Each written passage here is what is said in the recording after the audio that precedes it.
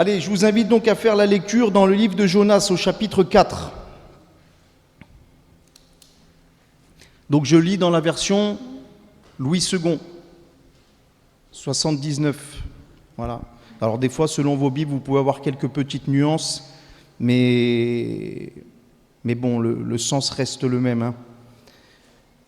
Alors vous vous souvenez, juste pour remettre dans le contexte, pour ceux qui connaissent l'histoire, pour ceux qui ont suivi, mais pour ceux qui connaissent peut-être un peu moins, Jonas, un prophète envoyé par Dieu pour annoncer la destruction de la ville de Ninive, et ce prophète, il n'a pas voulu se soumettre à la volonté de Dieu, donc il part au sens opposé, il va à Tarsis, et le Seigneur va le ramener à la raison, va le ramener dans son plan, puisqu'il va d'abord essuyer une tempête, enfin être jeté à la mer, puis être englouti dans le ventre du grand poisson et vomi sur les rives pour aller justement en direction de Ninive, en Assyrie.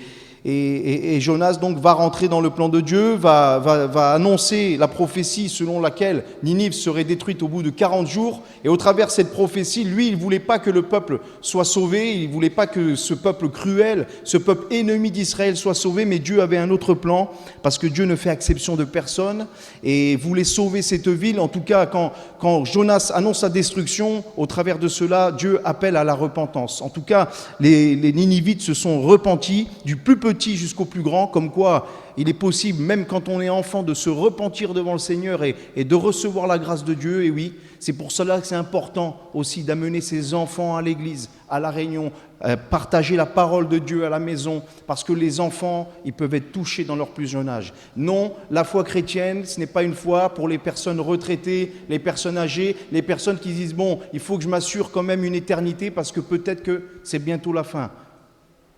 Nul ne connaît son jour ni son heure, et c'est pour du plus petit au plus grand. Les Ninivites, ils se sont repentis, et donc cela des plus forts à Jonas. Et il fut irrité, et il n'est pas content. Et il implora l'Éternel, et il dit « Ah, Éternel, n'est-ce pas ce que je disais quand j'étais encore dans mon pays ? C'est ce que je voulais prévenir en fuyant à Tarsis, car je savais que tu es un Dieu compatissant, miséricordieux, lent et à la colère et riche en bonté, et qui te repent du mal. Maintenant, Éternel, prends-moi donc la vie, car la mort m'est préférable à la vie. » L'Éternel répondit « Fis-tu bien de t'irriter ?» Et Jonas sortit de la ville et s'assit à l'orient de la ville. Là, il se fit une cabane, et il s'y tint à l'ombre jusqu'à ce qu'il vît ce qui arriverait dans la ville. L'Éternel Dieu fit croître un ricin qui se leva au-dessus de Jonas pour donner de l'ombre sur sa tête et pour lui ôter son irritation. Jonas éprouva une grande joie à cause de ce ricin. Mais le lendemain, à l'aurore, Dieu fit venir un ver qui piqua le ricin, et le ricin sécha. Au lever du soleil, Dieu fit souffler un vent chaud d'Orient, et le soleil frappa la tête de Jonas au point qu'il tomba en défaillance. Il demanda la mort et dit « La mort m'est préférable à la vie. » Dieu dit à Jonas « Fais-tu bien de t'irriter à cause du ricin ?» Il répondit « Je fais bien de m'irriter jusqu'à la mort. » Et l'Éternel dit « Tu as pitié du ricin qui ne t'a coûté aucune peine, et que tu n'as pas fait croître, qui est né dans une nuit, et qui a péri dans une nuit. Et moi, je n'aurai pas pitié de Ninive, la grande ville, dans laquelle se trouvent plus de 120 000 hommes qui ne savent pas distinguer leur droite de leur gauche, et des animaux en grand nombre. » Et le livre, donc, s'arrête ici. Donc nous voyons cette ville épargnée, parce que Dieu a eu compassion, Dieu est miséricordieux, lent à la colère, riche en bonté. Il fait grâce, il se repent du mal. Alors, nous l'avions vu la semaine dernière, quand il est dit que Dieu se repent du mal, c'est pas que Dieu il a fait une erreur et que tout d'un coup, il est un homme pour mentir ou un fils de l'homme pour se repentir de... Non, c'est que Dieu renonce au jugement. Nous avions vu que notre attitude de cœur, Dieu va répondre en fonction de cela. L'âme qui se repent, qui se détourne de son péché, Dieu lui fait grâce. L'âme qui demeure dans son péché, Dieu le condamnera. C'est la parole de Dieu. Et Dieu va faire grâce à Ninive. Dieu va faire grâce à Ninive, mais ça aurait dû réjouir Jonas quand même. Dites-moi, quel prédicateur aujourd'hui, s'il prêchait un message et qu'il y a 120 000 âmes qui se détournent de leur péché, 120 000 hommes qui se détournent de leur péché, qui se repentent suite au message annoncé et qui se convertissent, mais n'importe quel prédicateur, pasteur, évangéliste, mais serait rempli de joie. Hein? Nous, quand on voit ne serait-ce qu'une âme se tourner vers Dieu sincèrement, mais on est rempli de joie. pour une âme. 120 000. J'ai regardé, 120 000, c'est Carcassonne et l'agglomération. Vous imaginez, une prédication, tout le monde est converti. Quel beau problème. Où c'est qu'on se réunirait? Au lac de la Cavaillère? Dehors, hein, on n'aurait pas la place. Hein. Mais ça serait un bon problème. Dieu pourvoirait, en tout cas, les âmes seraient sauvées. Eh bien, il y en a un qui n'est pas content, c'est Jonas. Lui, il n'est pas content. Ça lui déplaît fort. Vous voyez, il n'a pas compris encore le plan de Dieu. Il n'a pas compris que Dieu veut sauver même les ennemis d'Israël, même des hommes cruels et méchants, nous l'avions vu. Dieu veut leur faire grâce, Dieu veut les sauver, Dieu veut qu'ils se détournent. Il dit de ces hommes qu'ils n'arrivent pas à distinguer la droite de la gauche, le bien du mal. Et c'est vraiment, ça représente le monde dans sa perdition d'aujourd'hui. Et Dieu veut que le monde soit sauvé, mais il attend un retour. Hein. Il ne va pas le faire à notre place, le Seigneur. Il a donné sa vie, mais après, c'est à nous de répondre à l'appel de Dieu. Et ça, il faut le comprendre en tant que chrétien, que même le plus méchant, le plus cruel, Dieu peut faire quelque chose, une œuvre.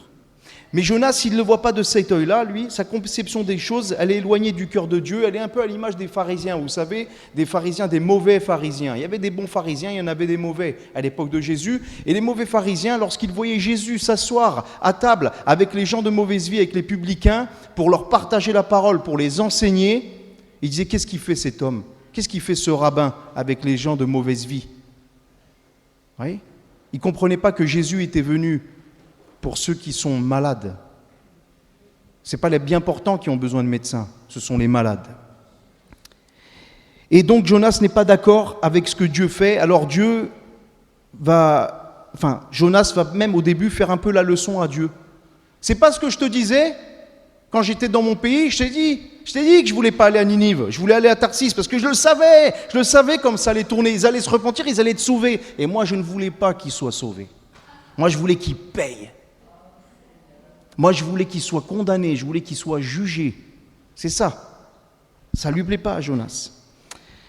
Et on avait vu que l'histoire de Jonas, c'était un peu l'histoire d'Israël, c'était un peu l'histoire de l'Église, et c'est un peu l'histoire de chacun de nous des fois. Parce que parfois, quand on lit le texte comme ça, on se dit quand même, Jonas, il exagère. Hein. Mais Jonas, il a quelques traits de caractère qui parfois peuvent être nos traits de caractère. Et il est important de se regarder dans un miroir, chacun pour sa part, pas regarder l'autre, se regarder à soi et se dire « Seigneur, est-ce que parfois je n'ai pas les réactions de Jonas? Est-ce que je n'ai pas l'attitude de Jonas? Est-ce que je n'ai pas à peu près le même état d'esprit ?» Alors vous allez me dire non. Bah oui, s'il y en a 120 000 qui se repentent, jamais de la vie, on est heureux. Les âmes se tournent, oui, mais on va voir avec quelques éléments du texte que parfois, malheureusement, on est un peu comme lui. Hein, et que la Bible, elle a été écrite pour nous aussi. Alors la première des choses, c'est que Jonas, il est égocentrique. Je ne sais pas si ça va vous plaire le message ce matin. Mais finalement, est-ce que je suis là pour vous plaire? Est-ce que je dois dire des choses qui vous sont agréables? Oui, la parole de Dieu, elle est agréable pour quiconque veut l'entendre, mais des fois, il y a des messages plus faciles. Il y a des messages, le Seigneur va te donner la victoire, le Seigneur veut te bénir. Alors ça, on aime bien. Puis des fois, il y a des messages, fais attention, ne tombe pas dans l'égocentrisme. Oh, attends, ça, j'aime moins. Hein, tu me juges. Moi, je ne juge personne. Je me juge déjà à moi, j'essaye. Et même comme ça, des fois, mon jugement, il n'est pas bon. C'est Dieu qui nous juge. C'est Dieu qui sonde nos cœurs, c'est Dieu qui nous convainc. Mais en tout cas, ici, Jonas fait preuve d'égocentrisme. C'est-à-dire que c'est tourné vers lui. L'égocentrisme, c'est moi, le centre est sur moi. Voilà. Jonas, il est comme ça, il dit, c'est pas ce que je te disais. C'est pas ce que je te disais, Dieu. Tu vois, ton plan, Dieu, il me plaît pas. C'était le mien qui me plaisait. Ton plan, ça va pas, Dieu. C'est le mien de plan qui est le bon. Ta méthode, Seigneur, elle me plaît pas, elle me convient pas. C'est la mienne qui était bonne. Et vous voyez, malheureusement aujourd'hui, beaucoup d'églises, beaucoup d'assemblées, on ne prêche plus l'évangile selon le modèle biblique entier. On s'efforce du moins de le faire, de prêcher la parole, hein. Mais beaucoup de prédications aujourd'hui sont tournées vers le je, vers le moi. Beaucoup de chants. sont tournés vers le moi. Je ne sais pas si vous remarquez que beaucoup de chants aujourd'hui sont plus dans une adoration de louer et de chanter les attributs de Dieu, la majesté de Dieu, c'est plus « donne-moi, bénis-moi, inonde-moi, fais-moi, donne, fais ceci, fais cela ». Alors c'est bon, on peut le faire, de demander au Seigneur, bien sûr, mais il ne faut pas que ça soit toujours dirigé vers nous. D'ailleurs, le pasteur Alain Rey, il y a quelques semaines, avait partagé sur la prière du Notre Père, et vous avez vu, elle commence pour la gloire de Dieu, le règne de Dieu, elle termine par le règne de Dieu. Tout est centré sur Jésus. La foi chrétienne, c'est une foi christocentrique. Et nous pouvons tomber dans le piège aujourd'hui d'être dans une foi chrétienne égocentrique. C'est ma vie qui compte, c'est ma prospérité, c'est mon bonheur, c'est mon bien-être. Le Seigneur, il veut des choses bonnes pour moi. Et c'est vrai tout cela, mais attention comment c'est dit. Attention comment c'est tourné. Attention à l'évangile bon marché. Parce que je peux vous prêcher que des victoires, que des bénédictions si vous voulez ce matin et tous les dimanches matins. Et vous dire, et vous caresser dans le sens du poil, et vous dire, mais t'inquiète pas, et Dieu, oui, ceci, tu vas voir, tu vas remporter, tu vas conquérir, et tu vas être ceci, je peux le faire. Je sais le faire. Mais on va prêcher ce que le Seigneur met sur notre cœur déjà et aussi ce que les Écritures nous enseignent. Attention, pourquoi je vous dis ça ? Parce que la parole de Dieu nous avertit concernant les derniers temps. Et nous croyons que nous sommes dans les temps qui sont les derniers, puisque là, il y a des signes qui sont... je veux dire, l'alarme, elle est ouverte là. Si jamais personne ne le voit, c'est soit qu'il est aveugle, ou alors qu'il ne veut pas le voir. Mais entre toutes les choses qui se réalisent, notamment concernant Israël et autour, alors je sais, ça fait 2000 ans qu'on prêche la fin du monde, mais ça fait juste à peine moins de 100 ans que Israël est retourné sur sa terre, que l'Église commence à se rapprocher aussi de ses racines juives, qu'elle avait délaissées pendant des siècles et des siècles et des siècles. Et ça, vous voyez, ce sont des signes que tout converge vers la fin. Eh oui, c'est important. Et la Bible nous dit dans 2 Timothée chapitre 4, versets 1 à 4, c'est Paul qui parle à Timothée, qui lui dira « Je t'en conjure devant Dieu et devant Jésus-Christ, qui doit juger les vivants et les morts, et au nom de son apparition et de son royaume, prêche la parole. Insiste en toute occasion, favorable ou non, reprend, censure, exhorte avec douceur et en instruisant. » Vous voyez, il y a tout là. Donc dans la prédication de la parole, il y a de la consolation, il y a de l'encouragement, il y a de l'enseignement, il y a de l'exhortation, il y a de l'édification, il y a de la censure. Il y a aussi des reprises, ça fait partie de tout cela. Car il viendra un temps, et ce temps-là, nous y sommes, où les hommes ne supporteront pas la saine doctrine, mais ayant la démangeaison d'entendre des choses agréables, ils se donneront une foule de docteurs selon leur propre désir. Et des docteurs, aujourd'hui, il y en a. Oh là là, il y a des docteurs miraculeux aujourd'hui et qui attirent les âmes parce qu'ils les séduisent. Ils leur disent des choses merveilleuses. Quoi, il t'a dit que tu étais pécheur et que tu devais te repentir, mais Dieu est bon. Quoi, il t'a dit d'abandonner et de renoncer, mais Dieu veut que tu sois un conquérant sur cette terre. Quoi, tu es pauvre et malheureux, c'est ça ta vie, mais Dieu veut pas ça, tu manques de foi. Dieu veut te donner la richesse. Dieu veut que tu sois la tête et non la queue. Ah oui, attention au discours flatteur. Tout le monde en veut te dire ça. Déclarer la guérison, proclamer la guérison, c'est beau, c'est beau. C'est beau. Mais des fois, on en a déjà assez parlé, c'est trompeur. Ils te détournent de l'oreille de la vérité et se tourneront vers les fables. Et des fabulateurs. Et des gens qui racontent des histoires aujourd'hui, il y en a beaucoup. Et le pire, c'est qu'avant, il fallait aller dans leurs assemblées, où eux, ils venaient au milieu de nous. Mais maintenant, ils sont dans le téléphone. Ils sont dans la chambre. Ils sont sur Internet. Maintenant, même l'algorithme du téléphone te propose. Vous savez que le fait que j'ai le Facebook de l'église, là, pasteur de Carcassonne, donc ils savent, c'est une église, ils me proposent des vidéos. Alors des fois, j'ai des bons trucs, mais j'ai aussi tous les tordus. Ils m'envoient les vidéos de tous les tordus, donc je les vois. Ouais. Oui, il y a des gens qui sont tordus, excusez-moi, ça existe. Et alors ils envoient, et je dis, c'est pas possible. À chaque fois, je montre à ma femme, je dis, mais c'est pas vrai. C'est à celui qui va faire la pire chose que l'autre. Bon. Et des gens écoutent ça, des gens sont émerveillés, des foules qui s'empressent, parce que le discours est séduisant, parce que c'est tourné vers soi, parce que c'est la bénédiction, c'est ma vie ici qui compte, ma vie terrestre. Voilà. Jonas, il est égocentrique parce qu'il est déçu aussi. Il annonçait la destruction de Ninive et finalement ça n'arrive pas. Alors quelque part, c'est sa fierté qui en prend un coup. Attends, j'ai annoncé la destruction et tu les détruis pas. Vous voyez, il se met à l'extérieur de la ville pour voir ce qui arriverait. On va voir. Il ne va pas la détruire. Il ne va pas la détruire, la ville. Elle va rester là, debout. Donc je vais passer pour quoi, moi? Un faux prophète. Mais on avait vu que la prophétie, il y a les prophéties qui sont inconditionnelles et il y a des prophéties au conditionnel. C'est-à-dire que si vous vous détournez de vos péchés, je vous accueillerai.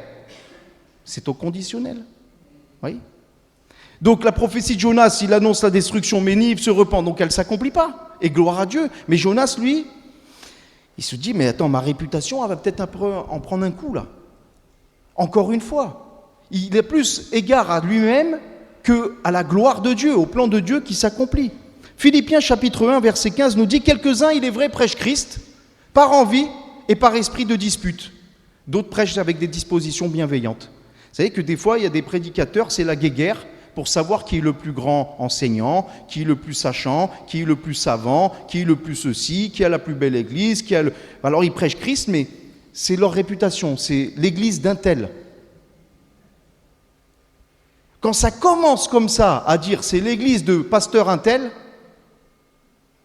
c'est l'église de Christ. Et vous voyez, des fois, tellement, comment dire, c'est ma réputation, c'est mon église, c'est à moi. Et des fois, même, on a peur plus de perdre des membres que de perdre des âmes. Parce que finalement, imaginons, il y a 5 000 sauvés, 10 000, je ne sais pas, 30 000 dans l'Aude. Qu'ils soient ici, dans l'église de Carcassonne, à Limoux, à Castelnaudary, à où vous voulez, s'ils sont sauvés, c'est quoi qui nous importe? C'est le salut des âmes, hein? Voilà. C'est pas le nombre de membres. Alors je dis ça peut paraître... Il est fou, lui, de dire ça. Qu'est-ce qu'il veut? Il veut perdre des membres, il veut que tous on parte. Mais non, mais moi, je prêche la parole. Si tu es sauvé dans ton cœur, gloire à Dieu. Hein. Et des fois, on est plus attiré par cela. Il y a des disputes comme ça, entre prédicateurs, voilà. Et Jonas, il est un peu comme ça. C'est ma réputation qui est en jeu, Seigneur. C'est ma réputation, voilà. C'est elle qui en prend un coup. Jonas, il est plus intéressé par le temps présent, par la situation d'Israël. Lui, il est sauvé, tout ça va, il fait partie du peuple de Dieu, ça va, mais les Ninivites, ils s'en fichent, lui. Ils s'en fichent. Vous voyez, c'est ça aussi, être un peu égocentrique. Parce que parfois, on est aussi chrétien, on est dans l'église, je suis sauvé. Ma famille est sauvée, ma femme est sauvée, mes enfants sont sauvés, mes cousins, mes tantes, tout le monde est sauvé. Bon, c'est bien finalement, c'est bon maintenant, je m'en fiche. Tu peux revenir, Seigneur, je m'en fiche. Tout le monde est sauvé. Tous ceux que j'aime sont sauvés. Les autres, ils ont qu'à se détourner de leur péché. Vous voyez. Et ça, c'est une mentalité égocentrique. Il manque encore des gens à l'appel. L'Église, on l'a partagé dimanche dernier, elle est missionnaire. Elle a une responsabilité.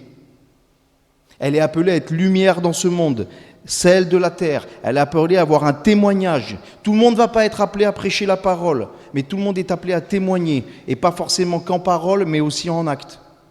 Et je ne reviens pas sur le message, mais c'est important. Être intéressé par la condition de ce monde perdu, par ton prochain. Eh oui. Poursuivre les choses célestes, poursuivre la gloire de Dieu. La Bible nous dit, faites tout pour la gloire de Dieu. C'est vrai ou pas? Et ça, c'est important. Vous savez, Jésus va faire... Vous allez me dire, oui, mais bon, là, c'est des messages, c'est pas pour l'Église, hein, les chrétiens, ils sont nés de nouveau, c'est plus pour cela. Dans l'Ancien Testament, c'était autre chose. Déjà, les chrétiens qui ne lisent plus l'Ancien Testament, ils font erreur. L'Ancien Testament, c'est pas périmé, je le dis toujours et je le répéterai sans cesse. c'est d'actualité. Donc le message qu'il y a dans l'Ancien, c'est le message du Nouveau, à la différence que Jésus est venu nous donner la pleine révélation et la pleine explication de la loi de Dieu. Mais ici, Jésus, par exemple, va s'adresser dans l'Apocalypse à 7 églises. Sur les 7 églises, 5 auront des reproches. 2 n'auront aucun reproche. La moyenne, elle est élevée. Et à cette église-là, dans Apocalypse chapitre 3, verset 17, il dira « Parce que tu dis, je suis riche, je me suis enrichi, je n'ai besoin de rien. Tu ne sais pas que tu es malheureux, misérable, pauvre, aveugle et nu. » Nous, on est bien, Seigneur. On est bien ici, on n'a besoin de rien, c'est bon, tout va bien pour nous. Tu ne te rends pas compte à ce moment-là, quand tu n'as plus la soif de Dieu, la soif du témoignage, la soif des âmes perdues, la soif d'accomplir, de rentrer dans le plan de Dieu, que tu n'es plus riche, mais tu es pauvre. Que tu dis que tu n'as besoin de rien, tu as besoin de tout. Que je dis que je ne suis pas malheureux, que je suis malheureux, etc., etc. C'est important, l'égocentrisme. Vous savez pourquoi aujourd'hui il y a beaucoup de la psychologie chrétienne. La psychologie, c'est pas mauvais en soi, il y a des bonnes choses dedans. Mais on axe trop la chose sur soi, moi, mon, je. Tout est tourné vers... Mais comme je vous disais, les cantiques. Ce matin, on a chanté des cantiques tournés vers Dieu. Nous venons dans ta maison pour t'adorer. Mais parfois, au final, c'est nous venons dans ma maison pour m'adorer, me louer. Seigneur, louez-moi. Vous allez louer mon nom ce matin. Égocentrique. Jonas fait preuve de manque de compassion. Jonas va dire, c'est ce que je voulais prévenir en fuyant à Tarsis. Je savais que tu allais les sauver, j'en étais sûr parce que je te connais. C'est ça le pire, c'est que Jonas, il connaît Dieu. Il connaît la doctrine, il connaît la volonté de Dieu, mais il manque de compassion. Et au milieu du peuple de Dieu, il y en a plein qui connaissent la doctrine. Il y en a plein qui connaissent la théologie. Il y en a plein qui connaissent la parole de Dieu. Il y en a plein qui connaissent tout un tas de choses sur Dieu, qui savent même la volonté de Dieu, mais qui ne s'y conforment pas volontairement parce qu'elle ne cadre pas dans leur volonté à eux. Alors, parmi ceux-là, il y a le manque de compassion. Et je le disais la dernière fois, la semaine dernière, je disais que j'allais un peu plus développer là-dessus. Mais vous savez, il y a beaucoup de chrétiens qui fuient. Ils fuient quoi? Pas l'impudicité, le péché, tout ça. Ils le fuient, j'espère. Mais des fois, ils fuient les réunions de prière. Des fois, ils fuient le service. Des fois, ils fuient justement le témoignage. Des fois, ils fuient tout un tas de choses pour rentrer dans la volonté de Dieu. Ils fuient l'appel de Dieu. Ça arrive aussi. Tout un tas de choses comme ça pour servir le Seigneur. Et alors, on est là, on fait des prières. On fait des prières toutes faites. Seigneur, attire des âmes à toi. Seigneur, sauve. Seigneur, agis. Et le Seigneur nous dit, lève-toi et va. Seigneur, attire des âmes à toi. Et je le disais la semaine dernière, qu'elles viennent dans ce lieu. Et on distribue des invitations. Et on appelle et ceci. Et puis le jour J, il n'y a personne. Et le païen, il rentre. Il y a quelqu'un? Puis ici, ça résonne en plus. Il y a quelqu'un? Non, il n'y a personne. On rigole, hein? Mais mes frères et sœurs, vous savez, on peut faire des belles prières religieuses, toutes faites. On peut les réciter par cœur. Même un non-converti, il vient ici, vous fait une prière comme nous. On reconnaît même quelqu'un qui prie s'il vient de l'église Assemblée de Dieu, un qui prie qui vient de l'église Vie et Lumière, un qui prie qui vient de l'église ceci, un qui prie qui vient de l'église cela. On reconnaît même aux prières. On peut même imiter. Même les enfants, ils savent imiter les prières. On peut imiter. Mais la prière qui vient du cœur, la prière remplie de compassion, la prière qui a le désir ardent que les âmes soient sauvées, ça c'est différent. Il y a une chose de prononcer des mots, il y a une chose de les vivre. C'en est une autre de les vivre. Et on est tous dans le même cas. On est tous dans le même lot. Et il faut avoir ce cœur compatissant, ce cœur miséricordieux comme le cœur de Dieu. La miséricorde, je le disais, c'est le cœur proche de la misère. La compassion pour celui qui ne le mérite pas, mais qui souffre, qui est dans son bourbier. Et ça, c'est ce qu'il nous faut, mes frères et sœurs. On a besoin de cela. On a besoin ardemment de cela. Et si tu le possèdes, conserve-le, protège-le. garde-le. Garde-le, la compassion pour les âmes. 1 Corinthiens chapitre 13, versets 1 à 2. Quand je parlerai les langues des hommes, si je n'ai pas l'amour, et des anges, si je n'ai pas l'amour, je suis un airain qui résonne, une cymbale qui retentit. Quand j'aurai le don de prophétie, la science de tous les mystères et toute la connaissance, quand j'aurai même toute la foi jusqu'à transporter des montagnes, si je n'ai pas l'amour, je ne suis rien. Ça veut dire que le Seigneur, il peut même t'utiliser pour sa gloire, sans que toi-même tu sois dans le plan. Regardez, Jonas, il n'était pas du tout d'accord avec le plan de Dieu. Dieu l'a utilisé pour sa gloire. Dieu peut se servir de qui il veut. Hein? Donc, il peut se servir, voilà. Tu peux apporter une prophétie, tu peux apporter un parler en langue, tu peux chanter en langue, tu peux faire des choses, hein, c'est bien. On y aspire, comme nous dit la parole, mais si tu n'as pas l'amour de Dieu et l'amour des âmes, parce que c'est lié, en fait, ça ne sert à rien. Parce qu'encore une fois, quand tu n'as pas d'amour et que tu apportes beaucoup de choses, quand on apporte beaucoup d'enseignements sans amour des âmes, finalement, on a peut-être envie que les gens ils nous disent « Tu connais la Bible, toi ? Oh, tu en as là-dedans. Tu parles en langue, c'est incroyable, hein, il apporte des prophéties. » Ouais, mais si tu n'as pas l'amour devant Dieu, ça ne sert à rien. Par contre, celui qui connaît juste un chapitre de la Bible, qui le vit intensément et qui a l'amour des âmes, ça a de la valeur. Et alors, imaginez-vous celui qui a la connaissance et qui remplit. C'est gloire à Dieu, bien sûr. Vous savez ce que Jésus a dit dans la parabole du Samaritain, lorsque ce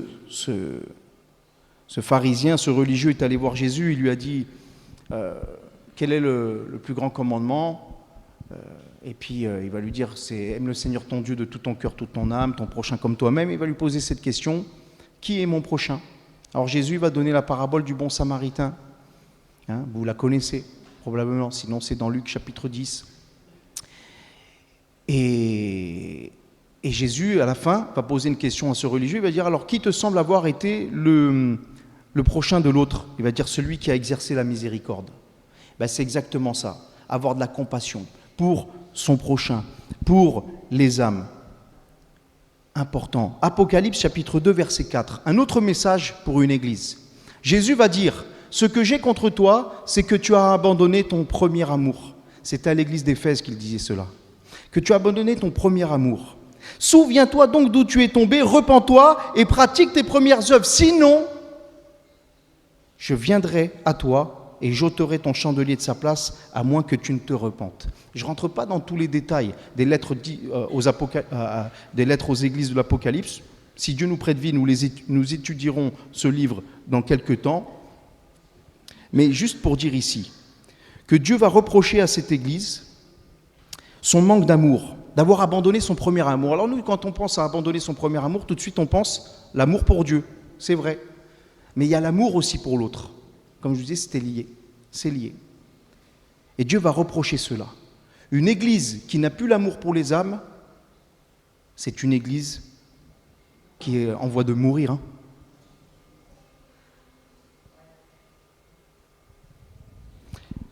Un autre point de Jonas, c'est qu'il manque de joie dans le service. Alors que les âmes sont sauvées, Dieu se sert de lui, il accomplit son plan. Bon, ok, il n'est pas d'accord. Dieu l'a quand même délivré de la tempête. Dieu l'a délivré du ventre du grand poisson. Il l'a sauvé. On avait vu, c'était comme une forme de résurrection. Et là, Jonas, qu'est-ce qu'il demande? La mort. Il dit, prends-moi donc la vie, car la mort m'est préférable à la vie. Quoi? Je suis dégoûté, j'ai envie de mourir, j'ai plus la joie. Tu m'as sauvé, mais j'ai pas la joie. C'est ça en gros. Je n'aime pas cette vie, j'en veux plus de cette vie. Mes frères et sœurs, dans la Bible, il y a des commandements négatifs et il y a des commandements positifs. Les commandements négatifs, c'est ne faites pas. Les commandements positifs, c'est faites. Psaume chapitre 100, verset 2. Servez l'Éternel avec joie. Venez avec allégresse en sa présence. Alors bien sûr, tout à l'heure on en parlait justement avec un frère et une sœur, bien sûr qu'il y a des moments dans la vie hein, où on est abattu par rapport à certaines circonstances. Et Dieu est près aussi de ceux qui souffrent. Hein. Faut pas aller dans le... il faut prendre la Bible dans son ensemble. Et je disais, une fois, une sœur venait me voir et me dit, moi je ne comprends pas, les chrétiens qui perdent un être cher qui sont dans le Seigneur, ils pleurent. Ils devraient se réjouir qu'ils sont avec le Seigneur. Ouais, tu nous redonneras le même discours quand ça t'arrivera à toi. Tout le monde a du sang dans les veines, là, ce matin. Vous en avez ? Heureusement. Et du sang chaud. Parce que si vous avez du sang froid, vous seriez des reptiles.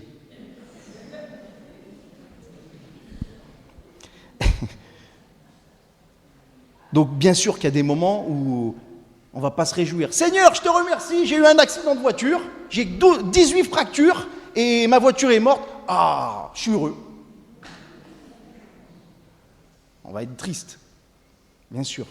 Mais ce que veut dire ici ce psalmiste, servez l'Éternel avec joie, venez avec allégresse en sa présence. Réjouis-toi de ce que Dieu t'a sauvé. Réjouis-toi que Dieu t'a extirpé de la condamnation. Tu as échappé à la condamnation éternelle. Vous vous en rappelez qu'il y a une doctrine dans la Bible qui s'appelle la condamnation éternelle, le jugement éternel ? Ah oui, ça, c'est vrai qu'on ne le prêche plus trop non plus. L'enfer, la séparation éternelle d'avec Dieu. Oh, non, on ne parle pas de ça. Et la Bible en parle. Jésus en parle même plus que le paradis, pour avertir. Et Dieu t'a épargné ça. Il n'était pas obligé, le Seigneur. Il l'a fait dans sa grâce. Dieu t'a sauvé. Il t'a donné un cœur nouveau. Il t'a béni. Il t'a tenu jusqu'à ce jour. Mais tu as toutes les raisons de le servir, de le louer, de l'adorer, de lui donner ta vie. Il a donné sa vie pour toi. Tu dois lui donner ta vie pour lui. Je dois donner ma vie pour lui. Chaque jour.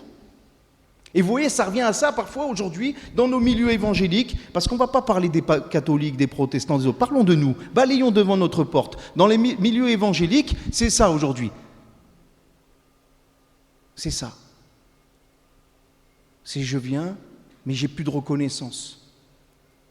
Je manque de reconnaissance. Je prends la vie chrétienne à la légère. Servir Dieu, oh c'est bon, les autres ils le feront en haut. J'ai autre chose à faire. Tu as autre chose à faire ? Eh bien, si tu étais perdu pour l'éternité, ouais, tu aurais autre chose à faire pendant l'éternité. Mais rien le fait que d'être sauvé, le fait que de pouvoir être au bénéfice de la parole de Dieu. Il y a des gens, ils meurent pour avoir la Bible. Il y a des gens, ils sont morts pour avoir traduit la Bible. Il y a des gens, ils sont morts pour avoir caché une Bible. Et toi, tu en as 18 versions à la maison. Et ouais, j'ai pas trop envie de... Ouais, ça, ouais, oh, ça m'a saoulé. Regarde autre chose. Non, ça ne vous arrive pas à personne ici. Il n'y a qu'à moi que ça arrive apparemment. Hein, c'est dingue, hein. Lapidez-moi, vous n'avez pas pris des pierres avec vous ? Mais c'est la vérité. C'est la vérité. Servez l'Éternel avec joie. Le fait même de se réveiller, Seigneur, je suis sauvé. Seigneur, tu me bénis, tu m'accordes le souffle de vie. Tu m'accordes de pouvoir être un instrument entre tes mains. Seigneur, tu m'as fait ouvrier avec Christ. Seigneur, tu as fait de moi ton enfant. Il y a une prière ce matin qui a été dite. Tu nous as adoptés. Nous faisons partie de ta famille. Nous sommes héritiers de l'éternité dans la gloire. Mais Seigneur, je veux me réjouir. Ce monde y vacille, ce monde y tombe. Mais Seigneur, la gloire m'attend. Seigneur, je suis heureux. Il y avait un frère comme ça. Je me souviens toujours de ce frère. Il est toujours en vie. Hein. Il est toujours heureux. Il arrive. Heureux, je suis heureux. Heureux, alléluia. Mais Jésus m'a sauvé. Il m'a dit, mon frère, si c'est toi qui prêches à mon enterrement, tu chanteras « Je suis heureux car Jésus m'a sauvé ». Il faut le chanter à l'enterrement « Je suis heureux car Jésus m'a sauvé ». Mais la famille connaissant le personnage, je suis sûr qu'ils ne seront pas surpris. Heureux. Servez l'Éternel avec joie. C'est un commandement. Quand il y a un commandement et qu'on ne fait pas ce commandement, qu'est-ce que ça s'appelle ? Comment ? Ça s'appelle péché. Donc si tu ne sers plus l'Éternel avec joie, c'est le moment, comme Jonas, il faut se remettre en question. Hein. Remettons-nous en question quand on commence à traîner les pieds pour dire « Chanter ce matin, non. Ça, non. Servir, comment c'est des chants de joie, oui. Acclamer le Seigneur avec joie. » fidèles, vous les hommes droits, oui, Seigneur avec des instruments, chanter sa musique en l'adorant. Moi, le Seigneur, ça m'a saoulé ce chant-là. Hein, ça finit quand la réunion là? Puis lui en plus il n'arrête pas de nous disputer, commence à nous fatiguer. Il fait chaud, le ventilateur il tourne au ralenti. Qu'est-ce que tu veux que je me réjouisse moi? Je suis dégoûté. Je vais rentrer chez moi, il y a le match. Il y a Téléfoot. Ça existe Téléfoot encore? Je sais pas, je regarde. Psaume 51, verset 14. David dira, rends-moi la joie de ton salut, qu'un esprit de bonne volonté me soutienne. David, il s'est repenti, il n'avait plus la joie. Il est tombé dans le péché, il est tombé dans l'endurcissement pendant un temps. Et il demande au Seigneur, rends-moi la joie de ton salut. Parce que lorsque tu es conscient que tu es sauvé, que tu appartiens au Seigneur et que tu le sers, mais c'est ça qui te rend joyeux. C'est ça le mobile de ta joie. C'est pour cela que tu vas pouvoir tenir jusqu'au bout, même dans les moments difficiles. Tu fais, je sais que mon Rédempteur est vivant. Et j'ai de l'espérance. Et ça me donne la consolation. Ça me donne la joie. Quand tu perds ça, c'est compliqué, hein. Plus la joie dans le service. Eh oui, la question est sérieuse. Apocalypse chapitre 3, versets 2 à 3. Encore une fois, Jésus s'adresse à une église. Sois vigilant. Il est énervé, le petit. Vous voyez, je l'ai énervé. Sois vigilant et affermis le reste qui est près de mourir, car je n'ai pas trouvé tes œuvres parfaites devant mon Dieu. Rappelle-toi donc comment tu as reçu et entendu, et garde et repens-toi. Si tu ne veilles pas, je viendrai comme un voleur et tu ne sauras pas à quelle heure je viendrai sur toi. L'avertissement est donné non pas à des non-croyants, est donné à une église.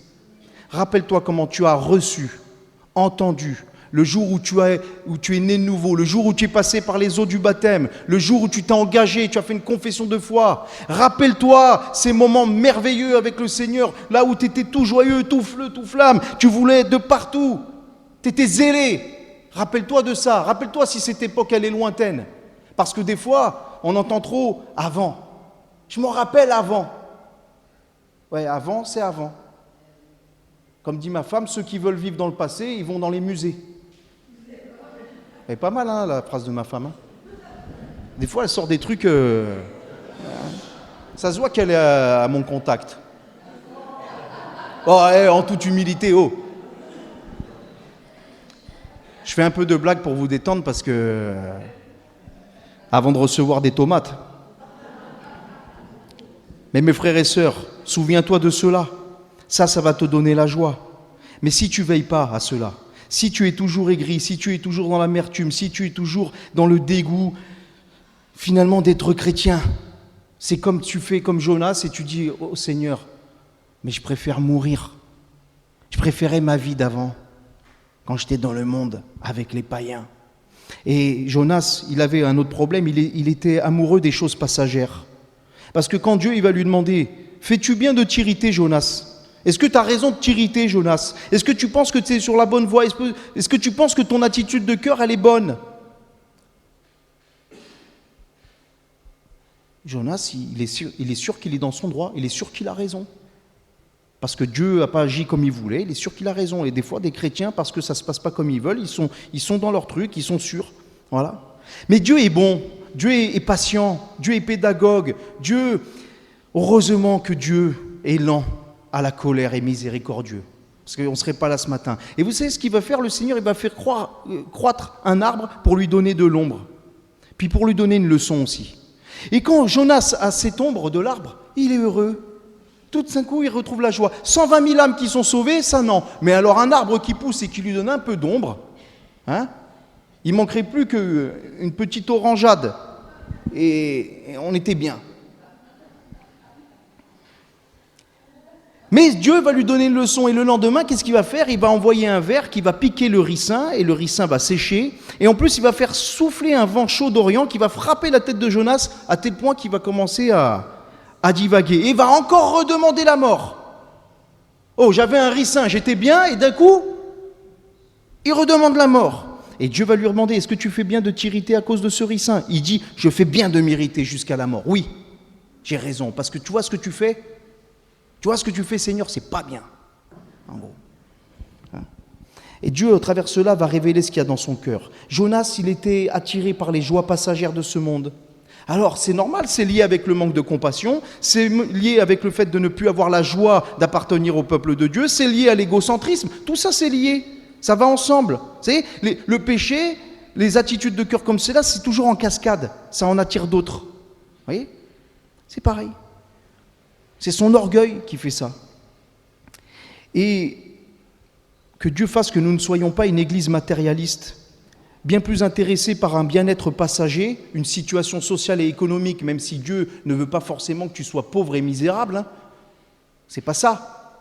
Mais plus attiré par ces choses-là, plus savoir sa joie dans les choses éphémères de ce monde que dans la gloire de Christ, dans les choses de Dieu. Colossiens chapitre 3, versets 1 à 2 nous dit « Si donc vous êtes ressuscité avec Christ », qui est ressuscité avec Christ ce matin ?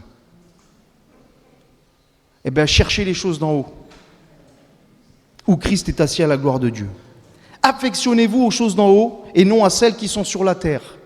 1 Corinthiens chapitre 7, versets 29 à 31 nous dit « Voici ce que je dis, frères et sœurs aussi, hein. Le temps est court. Désormais, ceux qui ont une femme, soient comme n'en ayant pas.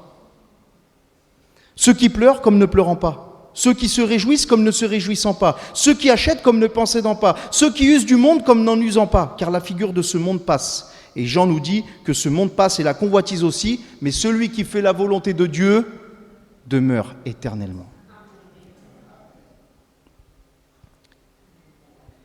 En résumé, le but principal de notre vie chrétienne ne doit pas être basé sur les joies et les trésors de ce monde, bien qu'il y a des choses qui ne sont pas interdites, mais elle doit trouver sa source dans le royaume céleste, dans la volonté de Dieu, dans le plan de Dieu qui est éternel. C'est pour cela qu'il y a beaucoup de chrétiens qui sont malheureux. Parce qu'il y a beaucoup de chrétiens, ils s'attendaient à recevoir quelque chose de Dieu qu'ils n'ont pas reçu.